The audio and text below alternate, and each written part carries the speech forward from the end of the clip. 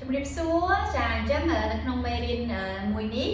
តាក់ទងទៅនឹងចាក្បាច់យ៉ូហ្គាថ្មីចាគឺក្បាច់មេអំបៅចាក្បាច់មេអំបៅហ្នឹងសូម្បីតែខ្ញុំអង្គុយហ្នឹងក៏រៀងដូចមេអំបៅហើយចាបានន័យថាជើងរបស់យើងហ្នឹងជាពិសេសគឺនេះកភ្លៅយើងទាំងសងខាងហ្នឹងគឺតំណាងឲ្យស្លាបមេអំបៅចាអញ្ចឹងក្បាច់ហ្នឹងគឺវាមិនពិបាកធ្វើទេតែគ្រាន់តែវាលក្ខណៈថាអ្នកដែលគាត់មានតាគៀគាត់រៀងតឹងសាច់ដុំគាត់ណាគាត់អត់សូវបានហាត់គឺរៀងពិបាកបន្តិចហើយចំពោះអ្នកខ្លះវិញគឺឆ្អឹងតាគៀរបស់គាត់គឺវាតឹងវាអត់សូវបានបើកណាអញ្ចឹងទៅវាអាចពិបាកបន្តិចចាអញ្ចឹងក្បាច់ហ្នឹងគឺយើងអាចប្រើជំនួយបានចាសម្រាប់អ្នកដែលគាត់មកធ្វើថ្មីគឺគាត់អាចប្រើជាសៀវភៅជាខ្នើយជាភួយចាដាក់ខាងក្រោមនេះជើងយើងខាងក្រោមហ្នឹងណាអញ្ចឹងគឺចាយើងអាចចាត្រួសព្រោះអត់ពិបាកទេយើងអង្គុយមកចាយើងដាក់ជើងយើងទល់គ្នាអញ្ចឹងមក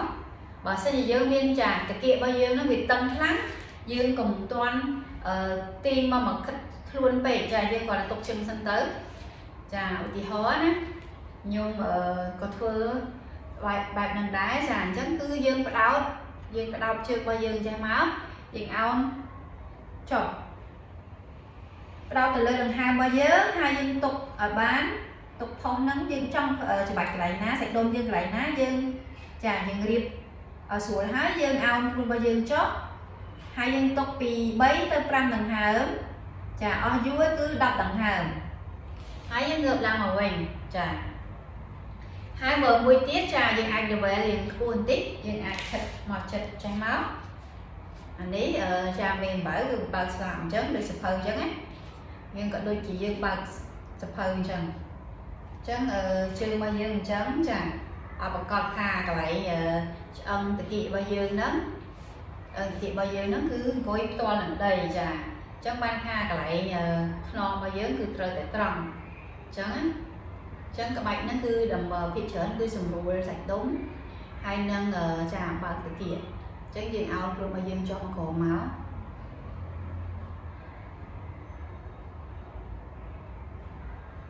3ដង្ហើមចេញដង្ហើមចូល4ដង្ហើមចេញដង្ហើមចូល5ចាលើកខ្លួនមកវិញអញ្ចឹងគឺក្បាច់មេអំបៅហ្នឹងគឺវាមើលទៅវាស្រួលប៉ុន្តែក៏វារៀងពិបាកសម្រាប់អ្នកដែលគាត់មានសាច់ដុំដែលតឹងចាហើយគាត់អាចធ្វើចាមួយវិធីទៀតគឺយើងលេដោនចាចឹងយើងអាចចាលើកជើងយើងចឹងសិនមកតម្លាក់ចុះ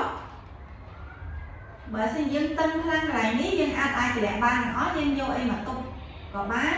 យើងធ្វើប៉ុណ្្នឹងសិនក៏បានចាតែបើយើងអាចយើងតម្លាក់មកចាហើយយើងខិតជើងយើងចុះមកក្រោមក៏បាននិយាយរួមទៅនៅពេលដែលយើងធ្វើយើងមានអារម្មណ៍ថាកន្លែងហ្នឹងគឺវាសម្រួលសាច់ដុំយើងចាអញ្ចឹងយើងអាចធ្វើអញ្ចឹងក៏បានហើយយើងអាចខិតឡើងលើក៏បានយកដៃរបស់យើងហ្នឹងជួយចារុញយកចុះក្រោមដកដង្ហើមចេញដង្ហើមចូលដកលើដង្ហើមរបស់យើងចាពេលដែលគ្រប់ហើយយើងអាចចាលើកជើងរបស់យើងគុំចេះវិញមកធើនបែរមកខាងស្ដាំរុញខ្លួនរបស់យើងឡើងហើយយើងអាចចាមកក្បាច់ឬក៏ position យើងអង្គុយនេះបានចាអញ្ចឹងត្រួសតាក់ទងទៅនឹងក្បាច់ដែលយើងអាចទុករយៈពេលប៉ុណ្ណាបានន័យថាយើងប្រើ5ដង្ហើមឬមួយក៏យើងប្រើទៅដល់10ដង្ហើមក៏បានដែរចាអញ្ចឹងក្បាច់នេះគឺក្បាច់ butterfly គឺក្បាច់សត្វមេអំបៅក្បាច់សត្វមេអំបៅជួយសម្រាប់តាគៀរបស់យើងឲ្យបើកហើយយើងបើកម្ដង2ចាយើងបើកសងខាងហើយចំពោះក្បាច់ចាកន្លងមកទៀតដែលយើងធ្លាប់បានធ្វើហើយគឺ pigeon បានតែក្បាច់សត្វព្រាបហ្នឹង